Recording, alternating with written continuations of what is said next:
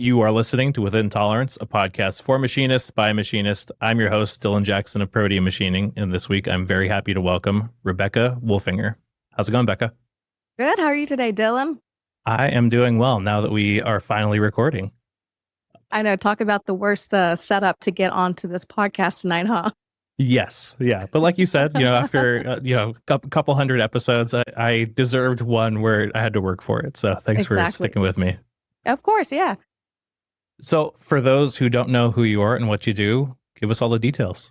All right. Well, my name is Rebecca Wolfinger. I am the co-owner of a machine shop called Milspec Manufacturing. We are certified by the SBA as a service-disabled veteran-owned company, and we are a job shop. You might also recognize me off of Practical Machinist. I have a video series called Becoming a Practical Machinist, where people follow our journey from starting this machine shop completely from scratch. We started it for less than $40,000. And we've been doing this about, let's see, Practical Machinist about a year and a half now at this point. So it's been flying by. It's been a great experience. That's killer. So let's get into your backstory then. I would love to hear how you got into manufacturing, and we kind of talked beforehand why you got into manufacturing. I mean, I think that I've had a few women on here, but like I told you, like looking inward on manufacturing, I'm not sure if I was a woman that I would want to subject myself to kind of some of the trials and tribulations that you do have. So yeah, give us the backstory. How'd you get here? All right. Well, let's start at the beginning, shall we? When I was in high school, I left my home high school to transfer to a technical institute to specialize in culinary arts for 2 years. Then after that, I transferred to college and went to culinary arts for that too. So for the beginning of my adult career, I was a sous chef, 17, 18 years old, managing, a 20-person wait staff, biggest ego in the whole world. I thought I could take on anything. And that was my life. I thought I had my career completely figured out. But eventually I burnt myself out really fast. So I stayed in culinary for about 5, 6 years. And then I couldn't take it anymore. By the time, you realize when you're on salary in the culinary industry and the amount of hours that you're working, when you divide it up, I think I was making close to like $4 an hour. And that's Jeez. not very much money. That's So, rough.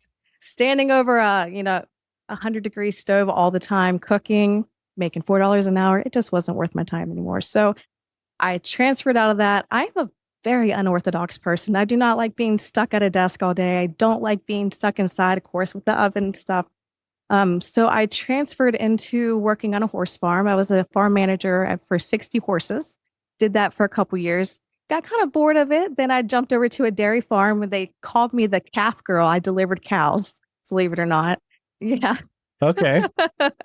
So I did that for another year.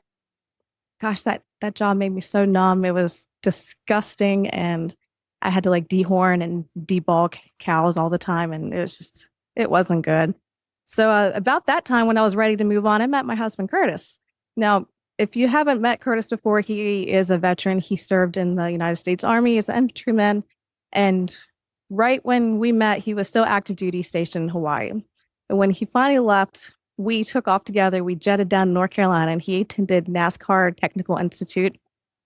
Same as Nush, if you remember her story. Yeah. Uh-huh. Yeah. So he did that, and he also did the electives for the NASCAR courses to build engines and everything like that. Unfortunately, for like the next 5 years after he graduated, he started having a lot of problems. When he was deployed, he got blown up by IEDs. He hit like 5, I think, direct hits, and it left him with a traumatic brain injury. And Wow. it took a long time for the VA hospital to figure out what was wrong with him. It started as, just migraines, and then it turned into losing his vision completely. And, they didn't know what was wrong. And finally we met a neurologist, said, what the hell are they doing saying it's just PTSD? You clearly have a brain injury. Got him on the right medications, and he eventually got his 100% permanent and total disability.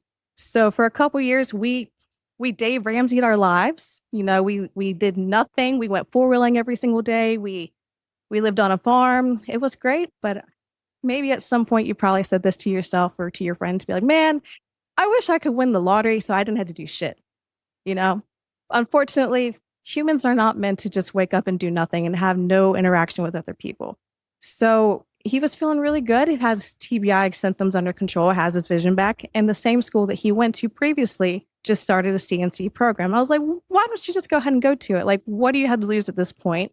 You have the GI Bill. You're honestly going to get paid just to go to school.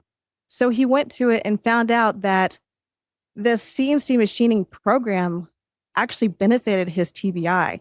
And normally he would be struggling with remembering things, and he could remember G code and like how to program stuff and the hardness of materials and everything. It was the most fascinating thing I've ever seen in my life. That's amazing.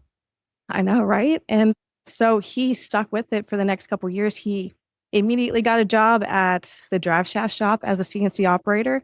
And just because his brain thrived on CNC machining, he climbed that ladder so fast, and he ended up being what was it, a CNC manufacturing engineer. Cool. I've actually ordered drive shafts from the drive shaft shop, so that's really cool. Kidding. That's cool. Yeah. So that was one of the last jobs he worked at before we started our company, and that was the biggest profound impact of how I got into manufacturing after that. Because when he was working in the industry for those 5 years, climbing the ladder, he was calling me and telling me, what was going on, troubles with employees, or I can't find this tool, someone walks off with it, or just piss poor management. So I was getting this really front seat, intimate view into manufacturing without even setting foot inside of a machine shop. Now, when I talked about he got promoted to the manufacturing engineer, when he got that position, I was like, you know what? I'm going to come in and I'm going to treat you. I'm going to paint your office. You can imagine it was like one of those metal cubes that was like bright fluorescent lights. It's not the best thing for a person with a traumatic brain injury. It's very bright. So I went in there and I got all the new furniture. I painted it navy blue, got him a mini fridge, just really decked it out. And I worked on that damn office all weekend long. And I remember it was 11 o'clock at night, and I was sitting out in the middle of this manufacturing facility. It was like 100,000 square feet. It had a welding department, CNC department, laser department, all this stuff that you could imagine. And I was like, man, if we own this place, like we could really change it around. Because when he got hired at that particular company, he got hired as a programmer, and the company was in a lot of trouble. They were like $1 million in debt, and they were like 4 months behind on all their orders. There was a lot of serious issues going on. And so when he got hired on, he's like, hey, he talked to the boss. He's like, hey, just give me a chance and, implement some of these changes for me. And I guarantee that we can pull things around. And he did.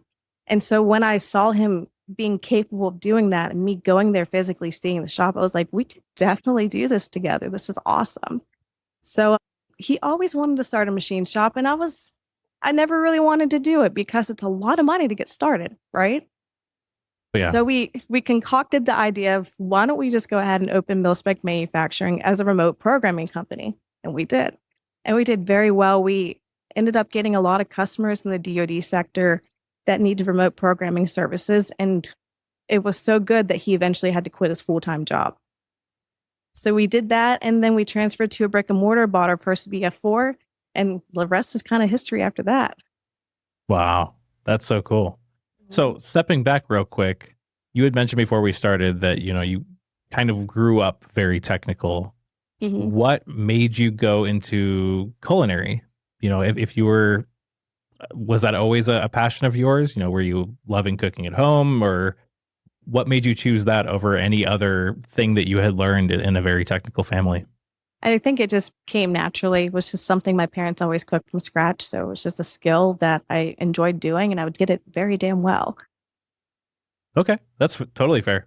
Yeah. It sounds like I have never talked to anybody in that finds it easy. So I can only imagine that it was incredibly hard. Like you said, the terrible pay plus, 1,000-degree kitchens. And I feel like I've never worked in a restaurant that had even tempered people. So it's kind of tough. Definitely understand you moving on. I don't understand how I loved it so much, but I just absolutely thrived in that environment between the multitasking and keeping things perfectly clean and being prepared for that or the health inspector to walk through any minute. Like I was on my shit all the time, and I completely thrived in that environment. But of course, the pay and the heat, it just wasn't worth it after long term. Totally. Yeah. So once you guys spun up this business, people can definitely go, and I'll link to your practical machinist videos, but how did you guys go about going from contract programming to getting mills and all of that? And how did you feel about kind of stepping into this new role? Like, what did you do to learn and grow? Where did you look for information? I would imagine, even with a technical background, manufacturing is just so different. And to jump into not only manufacturing, but I've got to run a whole company now and like learn to quote and learn to do all this stuff, learn to set up. That's a lot. Yeah, it certainly was. And I really wish there was a book written for people to follow, how to start a machine shop for dummies. Yeah. um, I actually listen to Practical Machinist all the time. It's kind of a full circle moment for me. The fact that I listen to Ian Sandusky and now I can, text him up anytime he's my coworker. So I looked at him for a lot of resources while figuring this stuff out. But I really started acquiring the skills for having a business back when Curtis was still working full time as a CNC manufacturing engineer. Because while he was busy on the floor, I was actually at home acting as like his secretary, writing up all the emails and everything.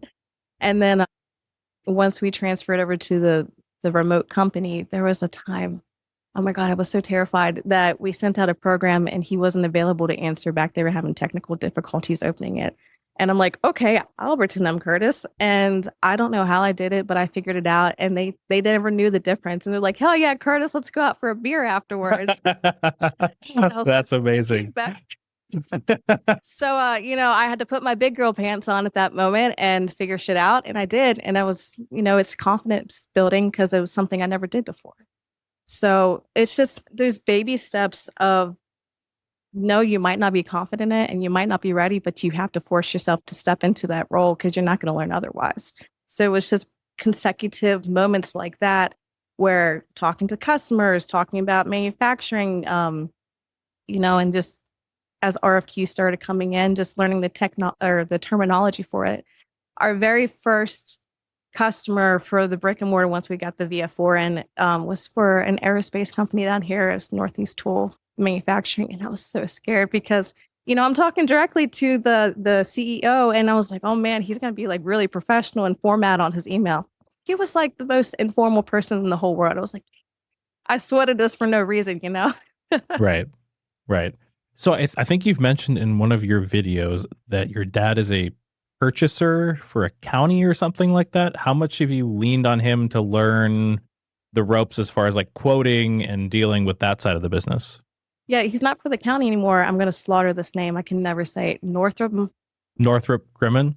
Yes, that's it. I can never say it. It's a tongue twister for me. Yeah, he's a purchaser for them. He's worked for them for fast 6 years. Okay.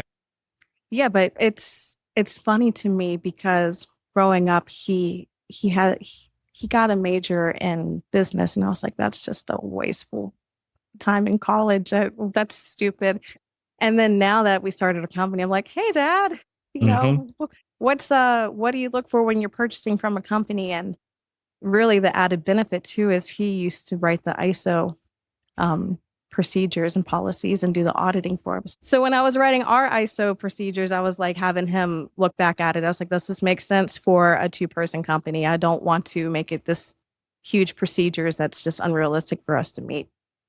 So yeah, it's really interesting to be able to talk to him about all this stuff because it relates so much now. We've definitely grown closer over it. That's great. Yeah, I know it must be so nice to have that resource because that relationship between purchaser at a company that you're quoting for, like even if you're very good friends, quote unquote, with them, there's still that like wall between you of like, I'm going to try to get the most money out of you and they're going to try to talk you down as much as possible. And walking that fine line is really tough. And sometimes it is nice to have some inside baseball of like, you know what? Yeah, he's saying this, but he probably has like 15% more in his budget and he's just trying to, keep you under budget. Exactly. Yeah. Dad always says purchasers lie, so don't believe them. Amazing. That's great. So how has it been, especially building your own business? Because you guys work with a lot of defense and things like that, and you are ISO. How has it been to build that kind of company?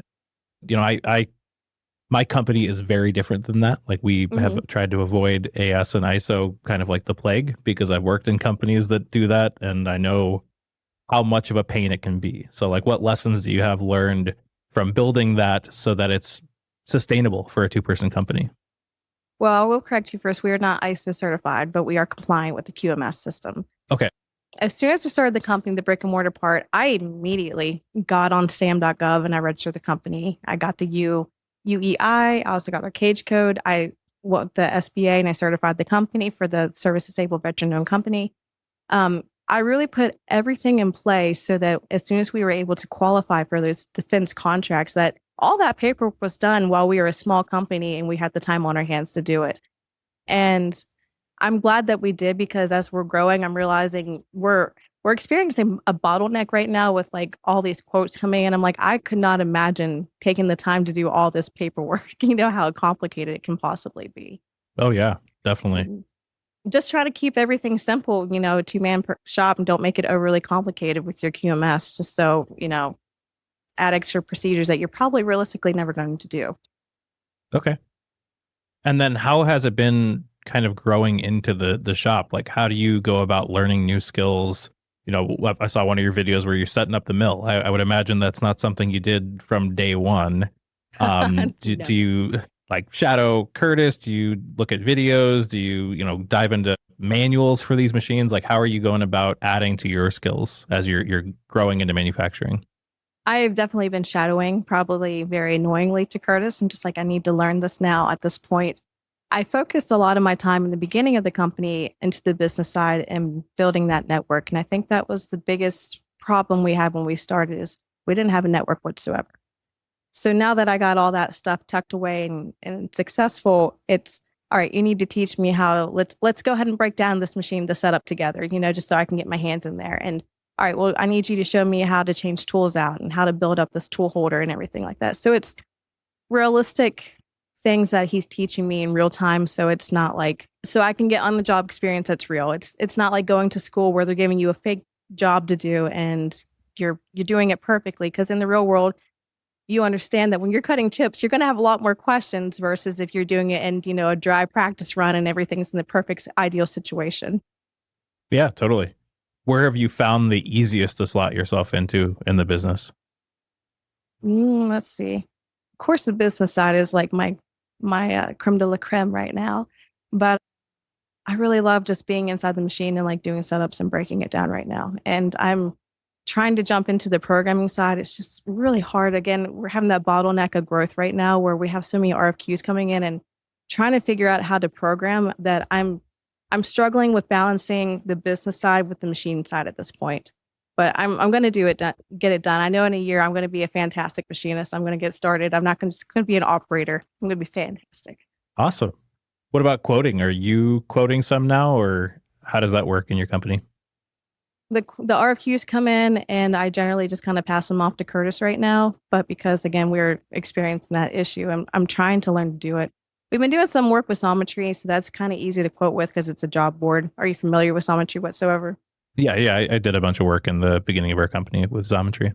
Okay, yeah. So you understand, like they give you a price, and then you kind of just jump over and look at material prices and compare if it's even reasonable.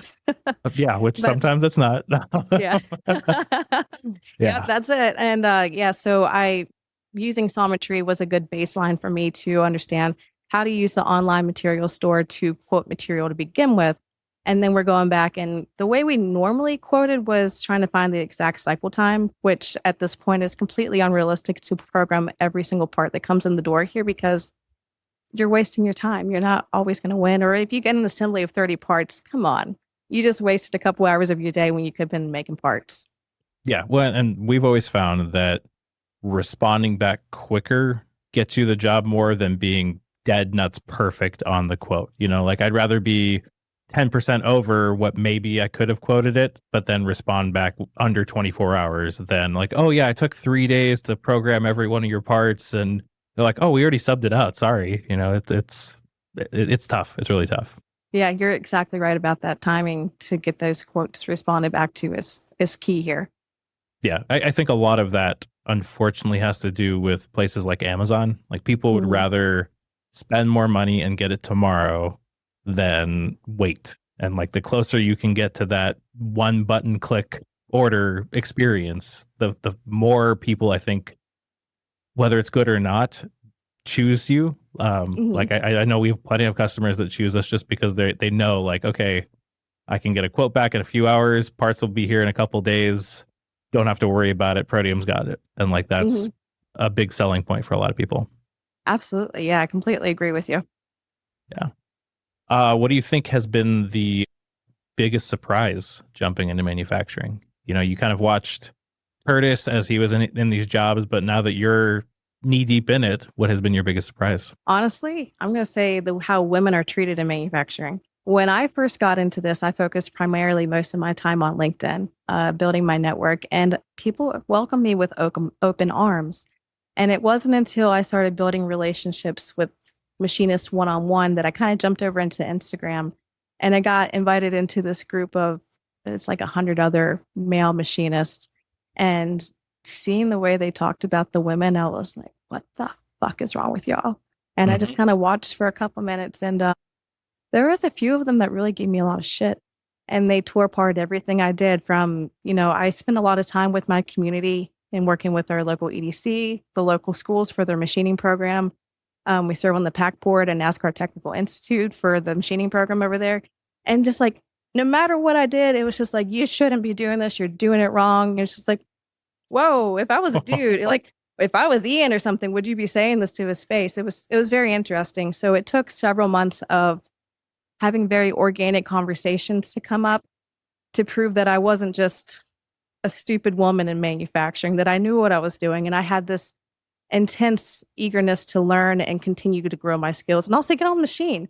So in the beginning of that moment of joining in that group chat, I was like, red flag, there's something wrong, you guys. But 6 months later into this, like I completely see the perspectives and like I understand now what it is.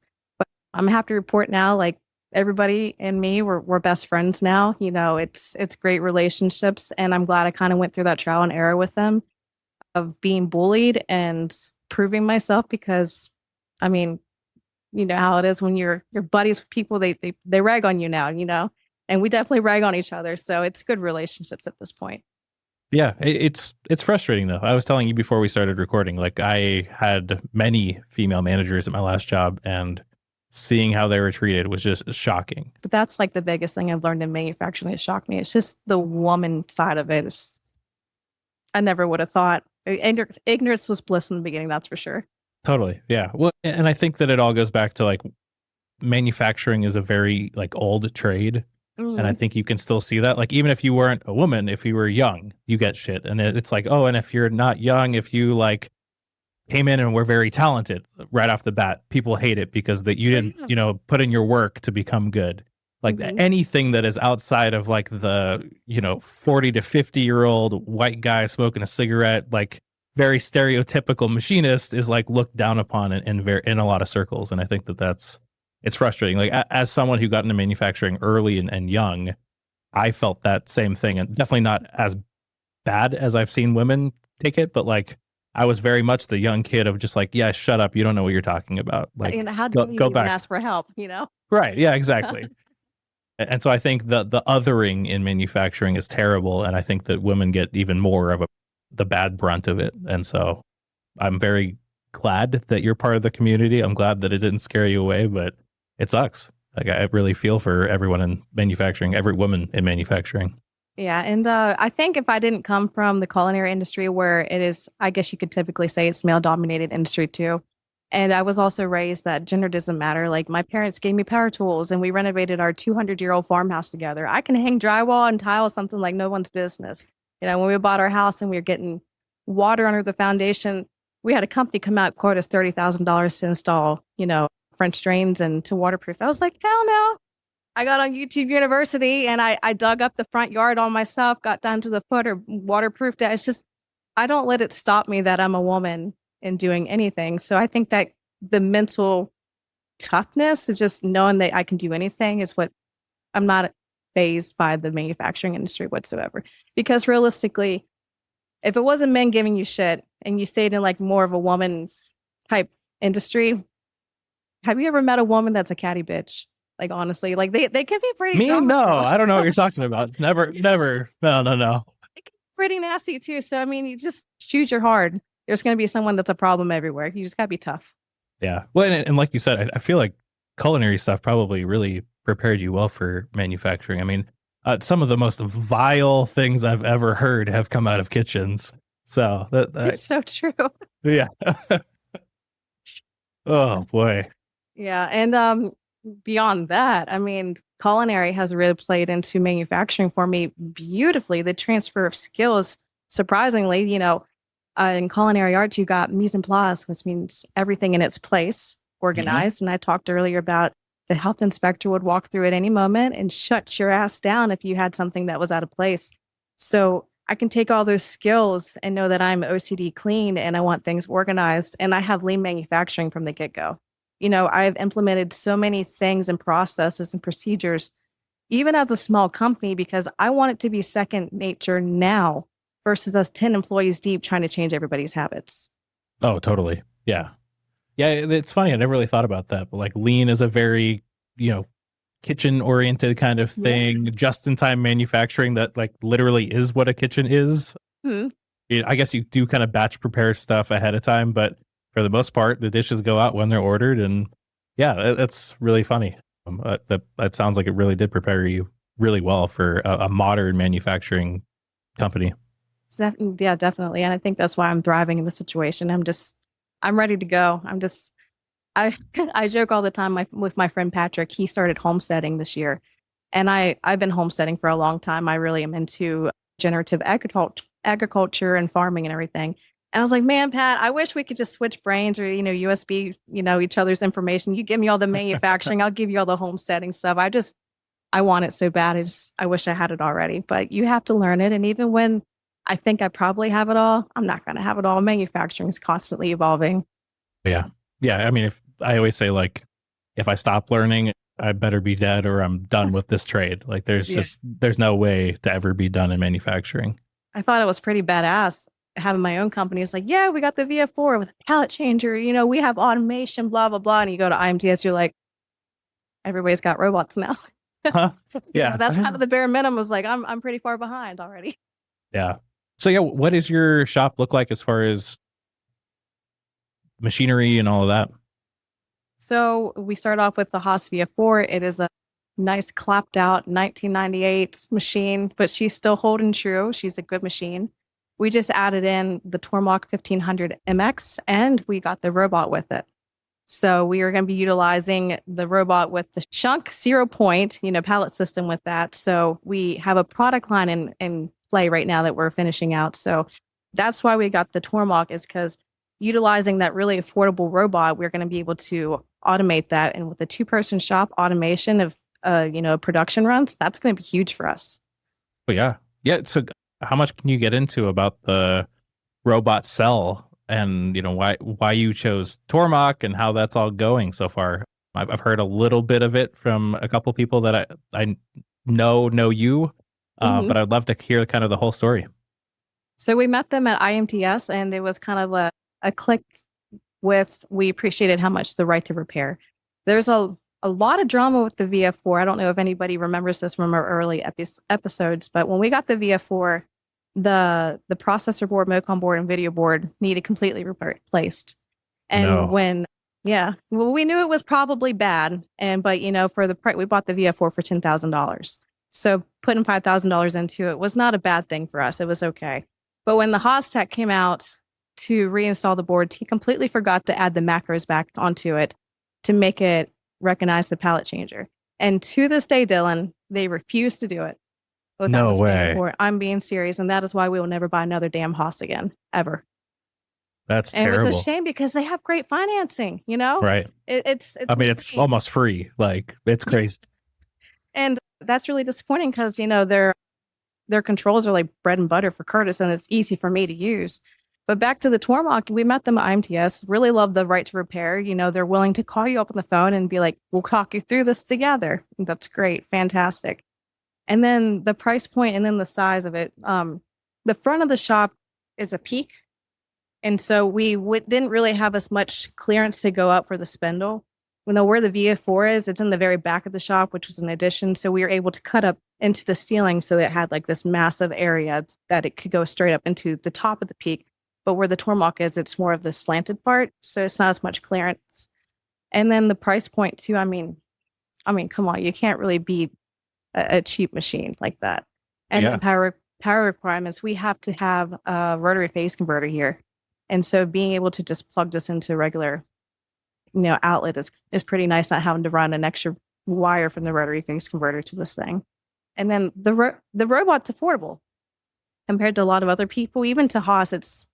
I think I priced it out. It was like $20,000 difference. Guys, don't hold me to that. It's been a while since I checked, since like tariffs and everything. But yeah, it made sense for us, for our company, and then also for like our video series too.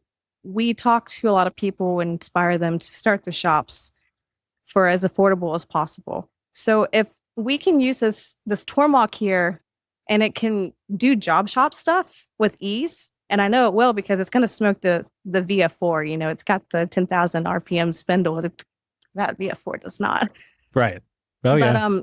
if we can show people that Tormach can do realistic job shop stuff, I mean, that is a game changer for people wanting to start their own machine shops, because you don't have to invest in a rotary phase converter and have the electrician come out and all that little stuff. It adds up significantly, and you can get the option to build it yourself and save more money. So it just made more sense for us in terms of bringing production and to have the automation for a very affordable price.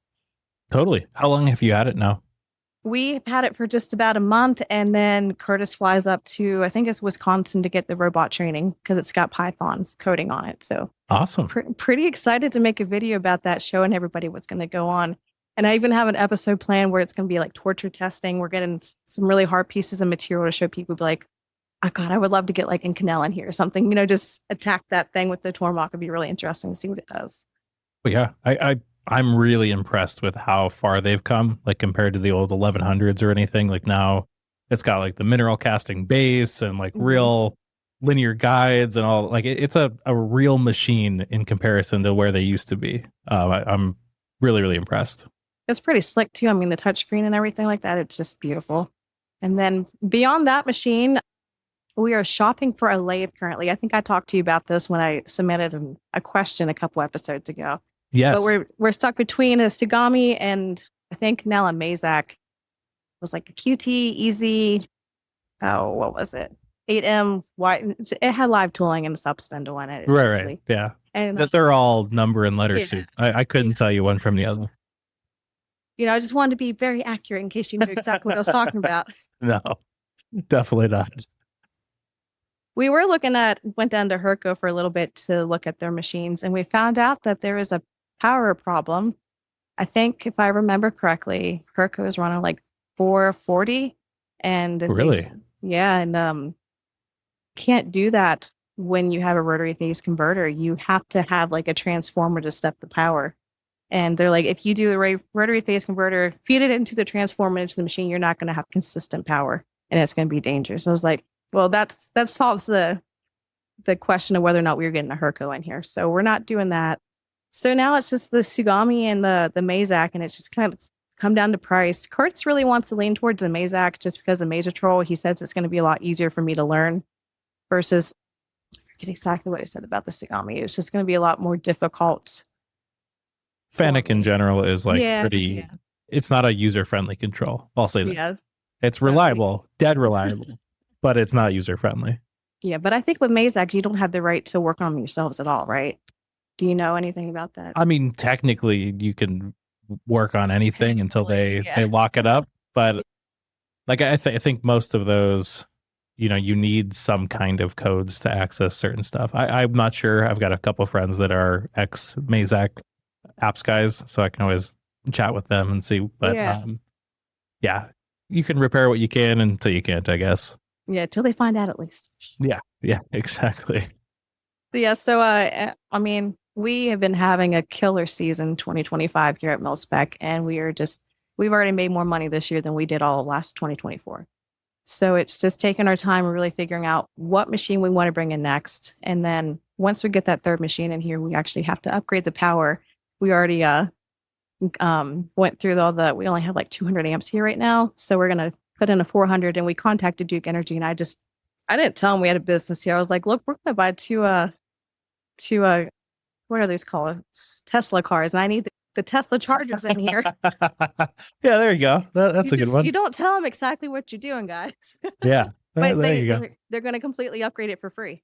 And Really? really, they're going to put a brand new transformer out here outside of my garage.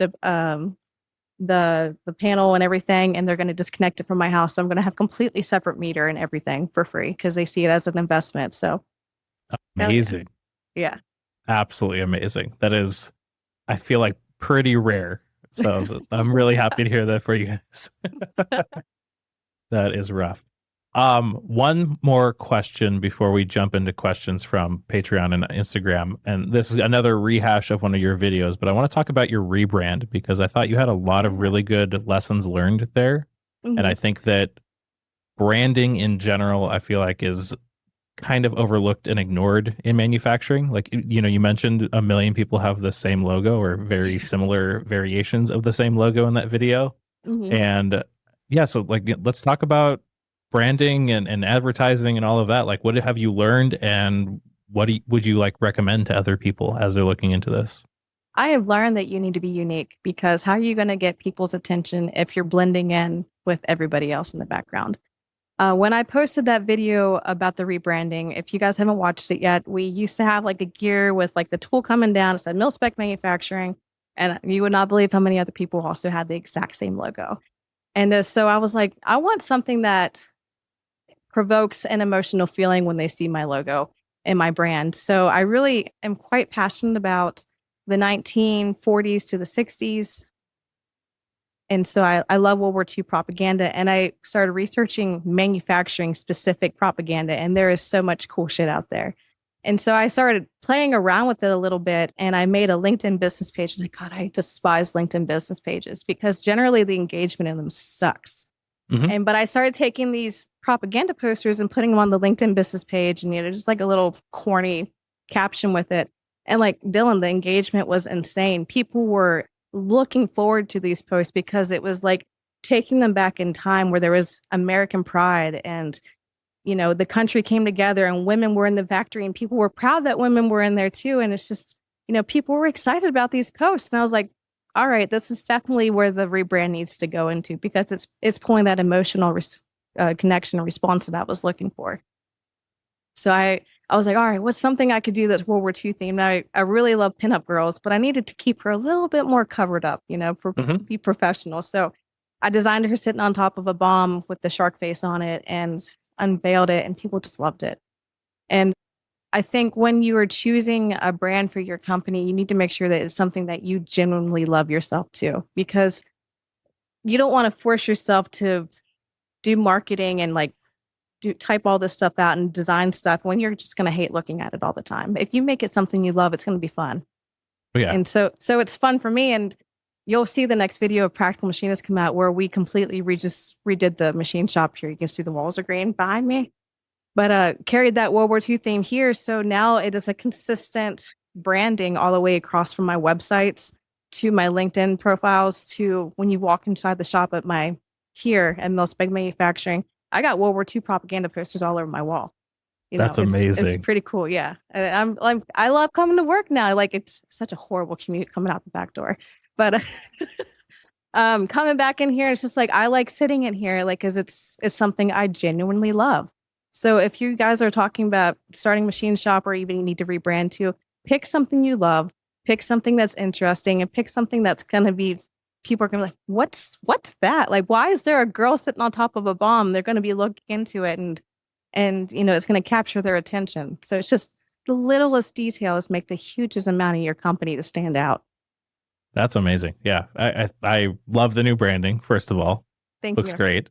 And I thought those were really good lessons to learn, because it's tough to stand out. Like I mentioned that in one episode where I was talking about Protium and like how we came up with the name Protium, because we were like, oh, are we going to be like initial manufacturing, or like there's so many cliche names, and it was the same thing of like, no, we kind of want to stand out as far as naming goes. There's the very typical names, and then there's the ones that kind of separate themselves, and I think that kind of goes through imagery and name and everything. Like, you kind of want to not only do you want something that stands out, but like you said, something that you like, because Mhm. you're stuck with it. Like it's really hard to rename yourself or rebrand yourself as you know now.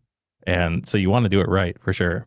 Yeah, definitely. And it also helps with our target customer. We go after a lot of other veteran owned companies and DoD contracts and stuff. And seeing this sexy girl sitting on top of the bomb, I mean, it's related to military. So it's playing in, and it also relates to we're a service disabled veteran owned company as well. So it's a full circle again, just making all those little details line up so it makes sense for you.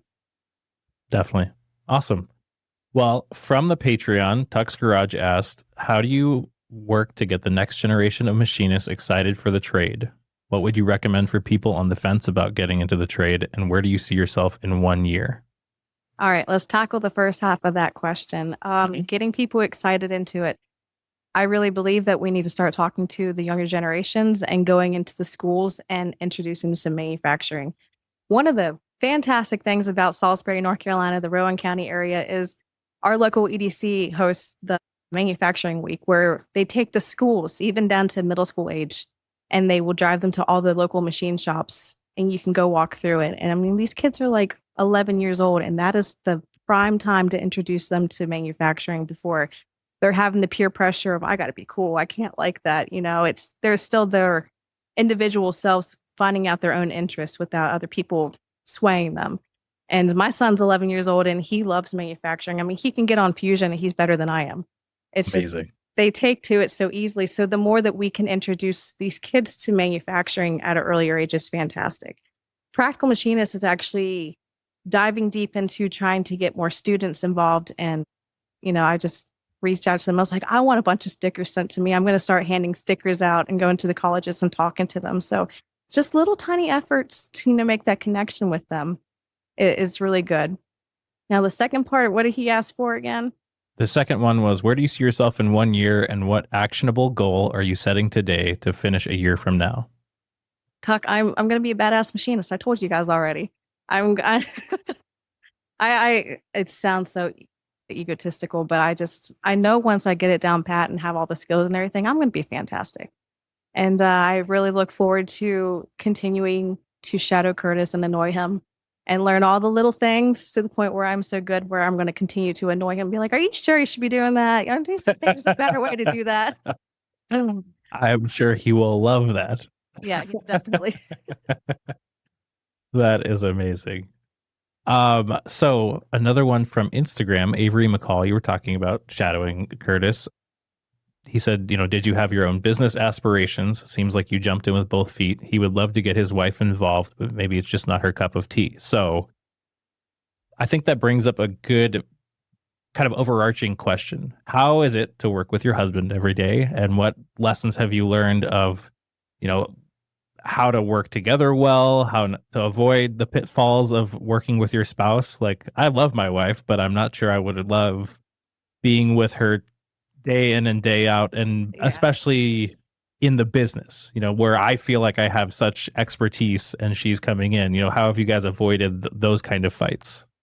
Oh, we haven't avoided them. I'm going to be completely honest. I mean, there's been times where it's like, this ain't working out, honey. We fight. Yeah. I mean, we are in each other's space every day, and it took a long time to figure out how to vibe with each other with our skill sets to merge together, because it's different when you go from being a husband and wife and you have your marriage. But when you start working together, you have your own little habits and how you want to do stuff. And when you're building a business together, each person has their own ideas of how it should be flowing. And so you're butting heads for a little bit, trying to work those kinks out. And I think we finally have to the point where it's just, of course, I took over the business side and the marketing, everything in the beginning. And he kind of had his own space with the manufacturing side of it. But now that I'm kind of creeping into his side, we'll see. We'll probably be butting heads a little bit more. It's realistic. It's bound to happen. But the cool thing about working together, though, is nobody else is going to share that exact same passion and drive for excellence and growth as your partner. Totally. I could hire somebody, but they're not going to care about Milspec manufacturing when they go home. I know Curtis is going to be in bed laying there thinking about, how can I be more efficient just like I am? How can I how can I get better engagement? How can I get better RFQs? How can I quote people back faster? It's just like it's the same brain wavelength at this point, and you'll never find that in somebody else. So that's a huge asset in working together. As far as trying to get your wife involved, buddy, I mean, either she's interested or she's not. You could try to task her out with something. Be like, I really need your help with like designing this website. I don't know if she could do that, but it's just giving her a responsibility, and it's kind of like a little hook and bait to see if she's interested, and she might feel really called to come in and start doing a little bit extra stuff each time. Okay, that's great. Let's see. Andy Whitman asked, first of all, respect to you for bootstrapping and starting Crazy Cash Lean. Question, if you had $50,000, no strings attached, what thing or area of the business would be most profitable to deploy it towards? Definitely the lathe. I would put that money down on a lathe and probably keep a little extra for if we financed it to cover some payments. We have probably lost out on like $100,000 worth of lathe work this past year. And last year, probably collectively. It's just like I've always wanted to be so secure and protected from the economy that I was not willing to finance a machine back then. And even if there was work coming in, unless I had like blanket orders, it just wasn't a risk for me. Now looking back, hindsight's always 2020. I wish I would have done that because now I can see how much money I lost that on. But I am also, my business is still standing and it's very strong and I have very little overhead. So it's a catch-22, but I would definitely take that money and get that lathe in here. Awesome. Yeah, I completely agree. We started also very cash strapped. Like I think in the beginning, we maybe started with 25 or 30 grand. Mm-hmm. So I very much feel that same, like, no, I don't want to, I don't want to owe anybody anything. And it's a complete 180 now. I mean, not that I'm just like drawing down loans like crazy, but I definitely understand how much power you have when you can do that. Yeah. So it's tough. It's really tough. Yeah. Next question, Justin Gray asked, planning on getting a 0 point anytime soon? Yep, we just mentioned that earlier. We are getting that the Shunk 0 point pallet system for the robot going onto the Tormach. So yeah, definitely. That's great. Are you planning on adding that to the Haas as well so that you can kind of share stuff? That would be probably a really good idea. At the moment, no. But I think that would be fantastic. Is it the Vero S, the round ones that you're getting for the robot? Now I can't even remember which one. So I'll probably be laying in bed tonight and be like, oh, that's the one it was, Dylan. Oh, we'll just have to watch your video. That's what that means. Yeah, there you go. Awesome. So I had posted the picture of you and the chicken to ask for questions, and we had a bunch of questions. Meticulous Engineering was asking what's the story behind the shop chicken. Joel was asking what in the cluck is up with the chicken. The one that I will have you answer is from my wife, and I can already tell her what the actual answer is, but she said, how much work are chickens and how you manage having chickens and machines? Because she thinks I'm looking at living that lifestyle. I'm definitely not. I'm not a bird person, but tell us about the chickens. First off, I just want to tell your wife that we can be best friends. I will help you with all your homesteading adventures. Do not tell her. I'm editing that out. We're not. Katie, we're not getting chickens. Period. Eat chickens. It's the gateway drug animal. Oh boy. Chickens are super easy to take care of. They are self-sufficient as all hell, as long as you feed them, water them, and give them a place to go to sleep at every night. Your biggest headache you're going to have with them is just your predators. So making sure that you have, maybe electric fencing around them that's portable. Really cheap, it's like $200 for 100 feet, and just pop it in the ground around their chicken coop. And that's about it. It's super fun, rewarding, and then you'll start going down this path of, I need to grow my own tomatoes, and I need to have raw milk and all this other cool stuff. But it's super fun, and Molly's gonna love chickens, Dylan. So good luck. I'm here for you, buddy. I know. I'm constantly fighting that battle. Do we need more things to take care of right now? Right. No, we don't need a dog right now either. No, we don't need chickens right now. No, we don't need bees right now. Yep, sounds like my best friend. Do you all have any other animals? We have 2 German Shepherds, 2 cats we never wanted. It's one of those situations where the first one we found in an engine of a car we bought. We towed it like 3 hours home. The kitten was inside the engine bay. And then the newest little potato, I call him, we found him at the landfill and he was inside of a dumpster. And I was like, Curtis, I can't leave him here. So Oh no. I got 2 cats now. Okay. And then we had a bunch of chickens, and then I just downsized the flock completely because it was just we only had 1 acre of land right here, so they were going through the grass pretty fast. We had like 20 chickens, so Wow. just kind of reorganizing. But we kept the one chicken. Her name is Nugget, Okay. I love it. and and she's pretty cute. She will knock on the door and she'll come inside. She'll do her rounds around the shop and eat bugs on the floor, and then she'll knock on the door to go back outside. So she's very Really? efficient girl. Oh yeah, she's very happy. She goes up to the house, knocks on the door, walks inside the house. She'll eat the cat's food, and then she'll walk back out. It's hilarious. That is amazing. Okay. That sounds pretty cool. I'll give Yeah. you that.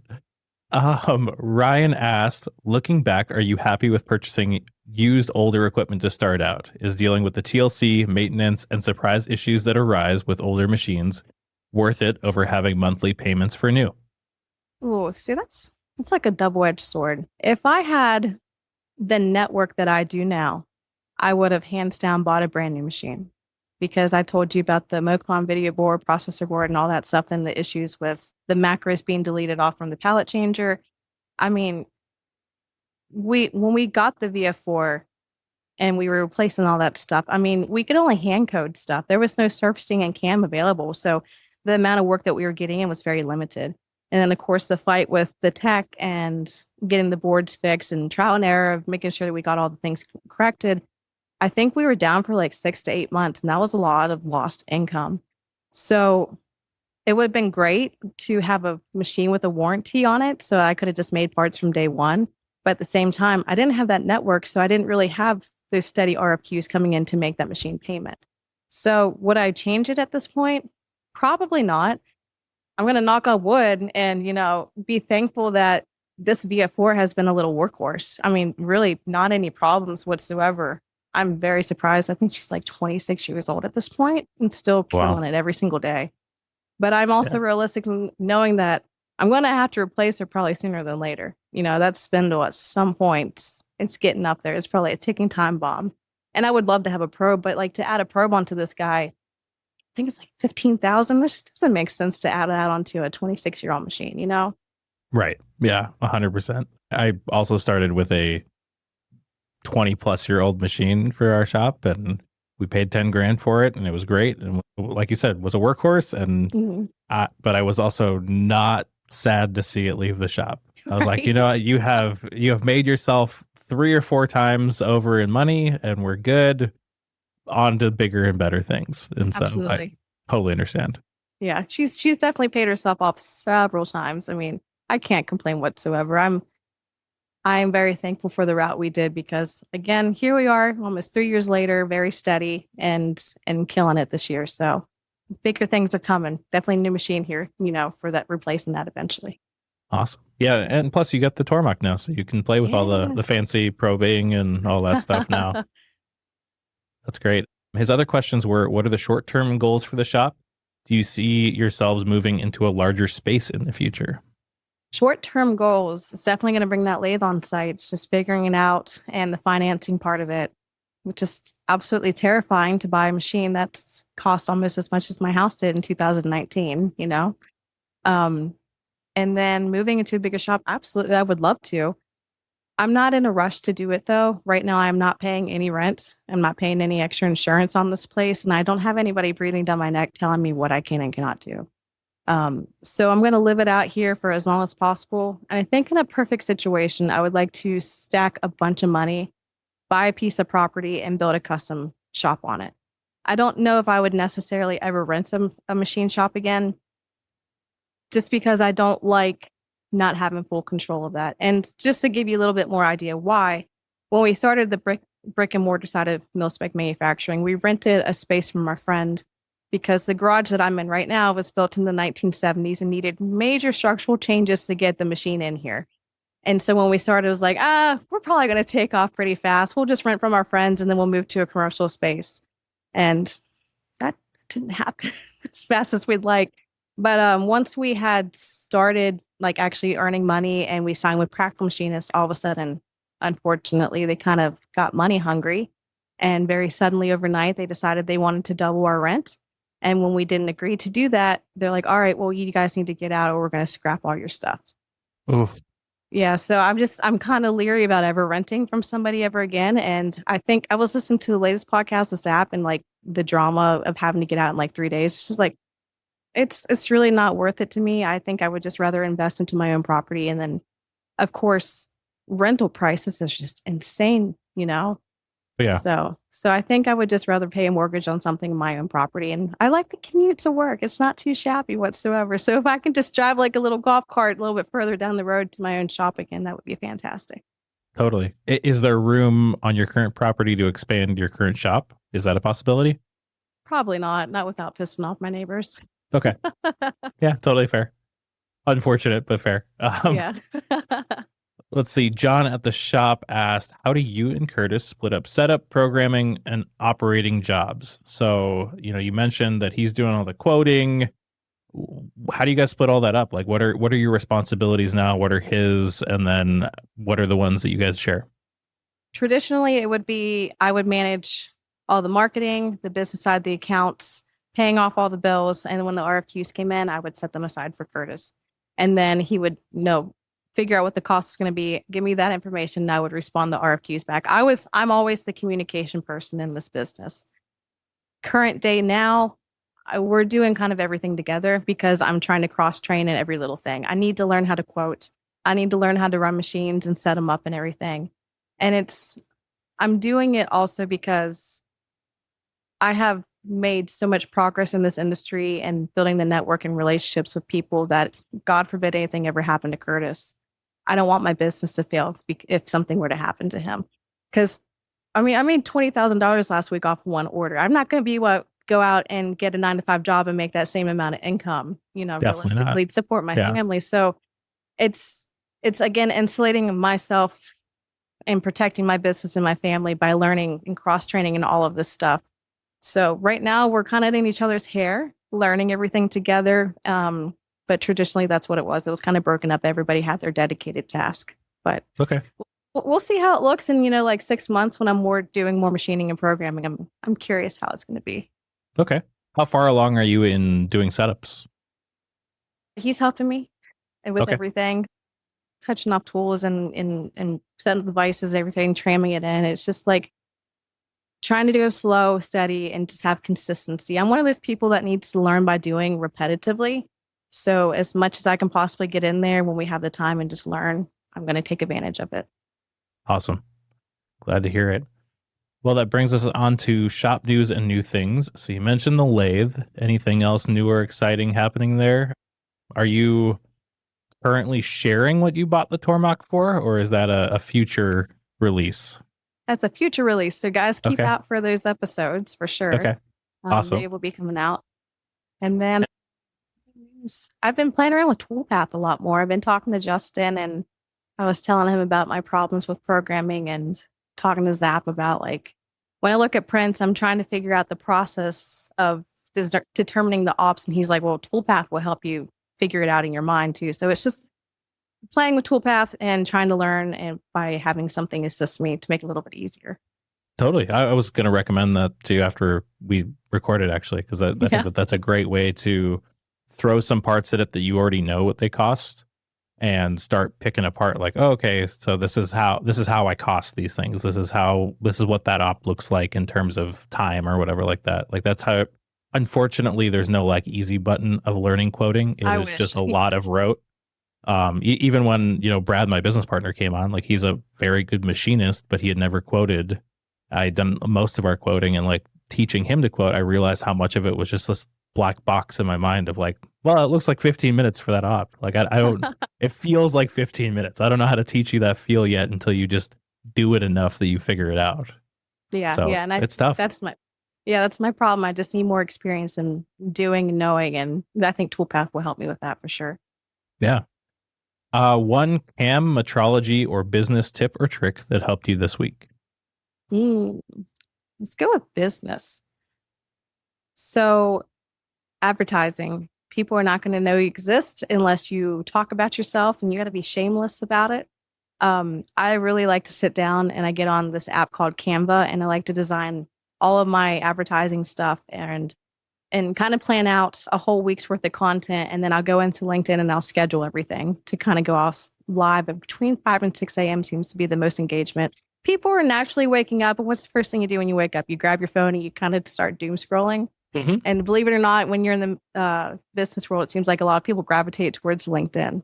So that's the first app that they hit up. And yeah, I just take the time out to really help your business be advertised. Just plan it out in advance because it's really helpful to get those RFQs. If the more you start posting online and the more you start talking and interacting with people, the more RFQs you get in. And I think a lot of people sleep on that. They don't realize that you have to put in the work and hold conversations with people to get that work into the door.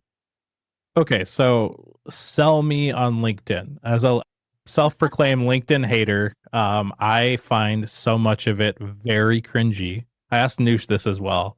I really struggle on LinkedIn. I struggle to find any motivation to post. Do you find that you get a lot of work from LinkedIn? And what have you found is the best strategies to posting on LinkedIn? Because like I rarely feel like I can cross post stuff that I'm posting on Instagram and like stories or posts on Instagram onto LinkedIn with any kind of success. So that's your first problem, Dylan. You're getting too into your head about it. And you need to share the exact same thing that you're sharing on Instagram right onto your LinkedIn. I mean, if you've ever taken a gander at my LinkedIn page, it's pretty unorthodox. I'm, again, an unorthodox person. I share memes. They love memes on LinkedIn. I share stupid videos, just what's going on in the shop. I've taken a picture of my shop floor before. I'm like, man, I wish I would have epoxied this place before I moved in. And you would not believe the engagement on that post. It's just, at the end of the day, people are human and they just want to talk. They want to know what's going on. We're naturally or nosy people. And so just giving them a view into what you're doing on your daily day to day is more than enough for LinkedIn. Now, the problem is there's a lot of toxic positivity on LinkedIn. Yeah. The key to that, if it's bothering you, you're consuming too much. You need to put your stuff up, focus on what you need to do, comment back, and don't doom scroll, because it is pretty heavy on there for that toxic stuff. I mean, I just end up not opening the app at all. You know, I'll Yeah. open it up if I'm like incredibly bored or double checking if like the one or two people that I talk to over DM on there have messaged me. But like past that, yeah, I just find it's so weird because like, you know, you go into like the machinist Facebook group and it's toxic negativity all the time. And it's so weird to find a place where I'm like, I know what you're saying is technically good, but I hate everything about it. Yep. So, all right, I feel like it's the same, very similar advice to what Douche gave me. I just will have to kind of get over myself then. Yeah. And the thing with LinkedIn, I know a lot of people hate it, but that's where your decision makers are. That's the managers and the business owners and the purchasers and the marketers are, where if you build relationships with these people, you're going to probably see a return on that investment of the relationship being built. And I mean, I send out 200 Christmas cards every single Christmas to people from LinkedIn. And Okay. that's, I think, how I built so much of a network. And it's just, you just got to do it. Like that's where I've got our biggest DoD customer from, is from LinkedIn. Just not doing anything special, just posting enough that I popped up in their feed one day. We connected, both veterans connected on that when the relationship was formed, and all of a sudden we're the dedicated machine shop for them. So Wow. I Okay. love Instagram too, but it's funny that you did bring up the negativity on that, because that people do complain a lot on Instagram, don't they? Yeah. Okay. Yeah. Yeah. I'll have to give it a shot then. How much in advance do you plan your posts? Like, do you plan a week at a time in Canva, or how much are you planning?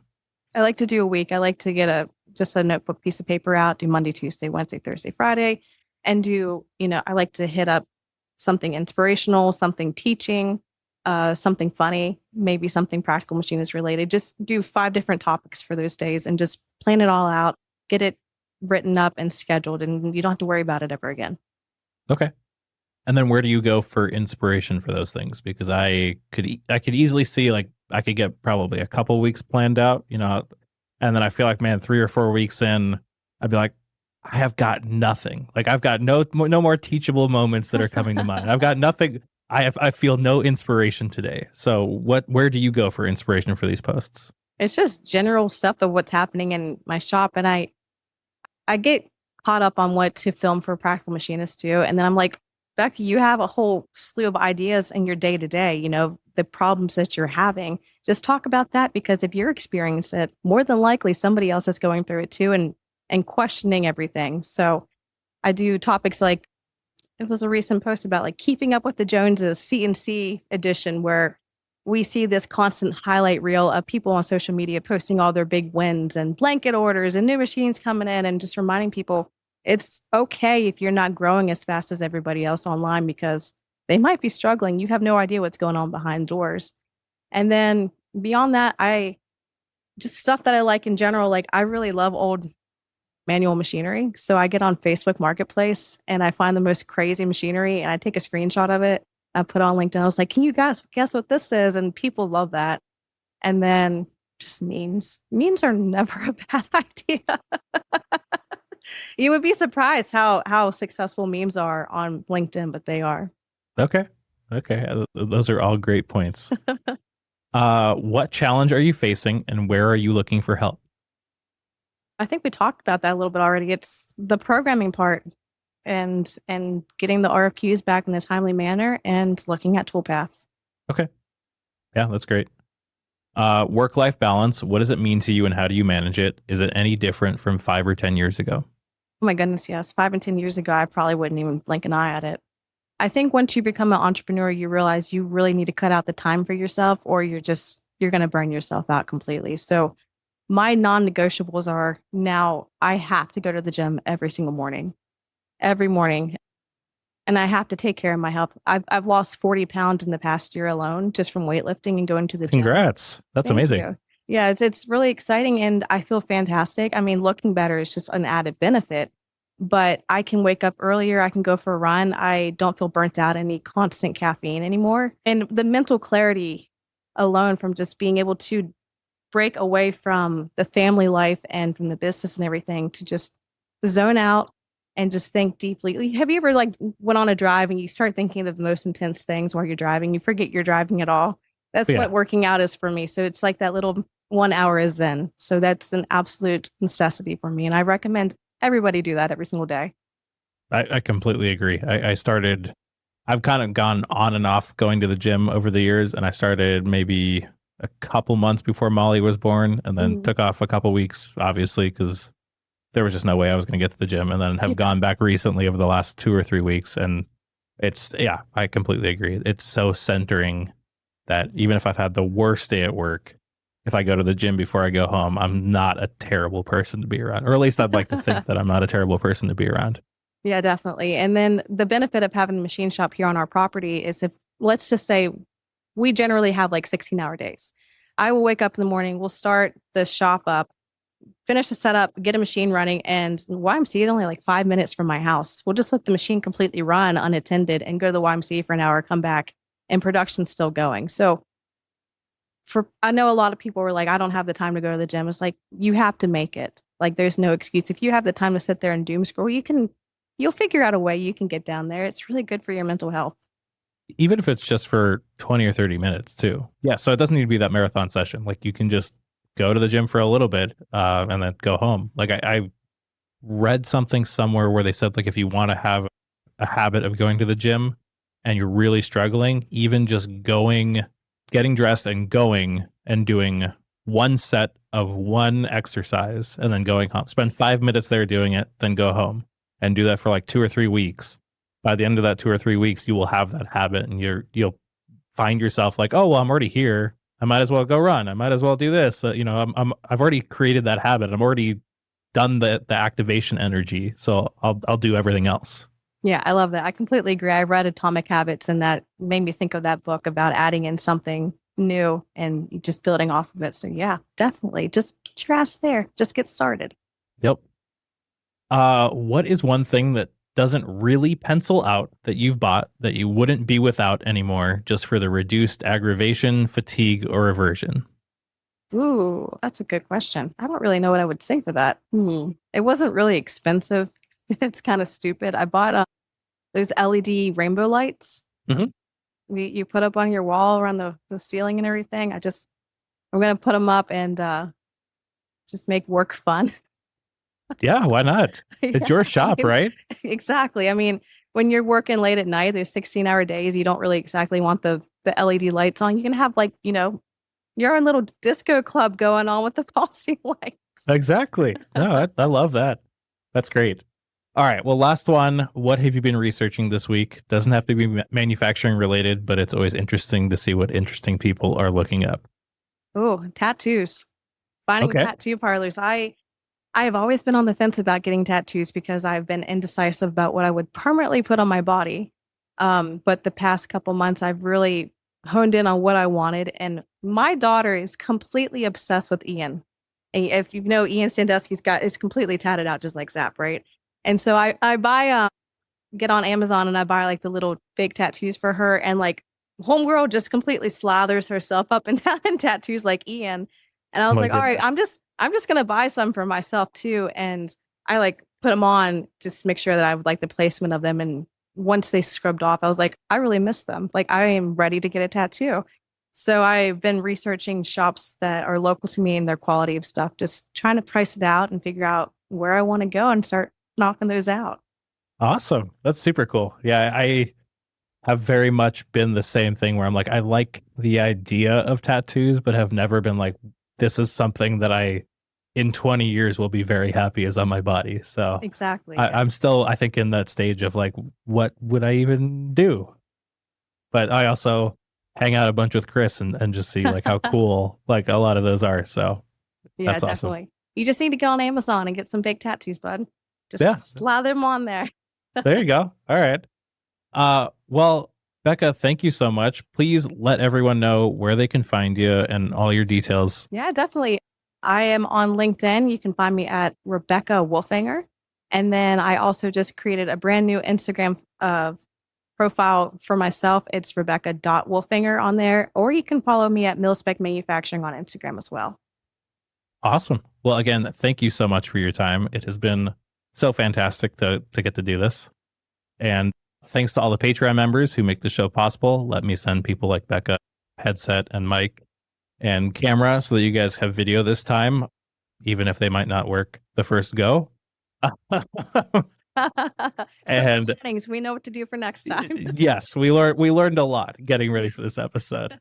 And thank you all for listening. I will be back next week.